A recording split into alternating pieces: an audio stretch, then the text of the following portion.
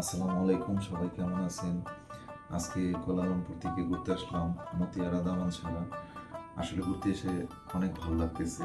তো দেখেন এই পাশে যে গ্রামটা, এটা হচ্ছে গ্রামটা আসলে অনেক সুন্দর, অসাধারণ। এখানকার পরিবেশটাও আসলে সত্যি অসাধারণ। তো আমরা সবাই মিলে এই গ্রামটা দেখার জন্য এখানে আসছিলাম। তো আসেন সামনে যাই, দেখি কি অবস্থা। তো আমার বাম পাশে যে জায়গাটা আছে, এর বাম পাশে হচ্ছে ছোট্ট একটি লেকটা সত্যি অসাধারণ।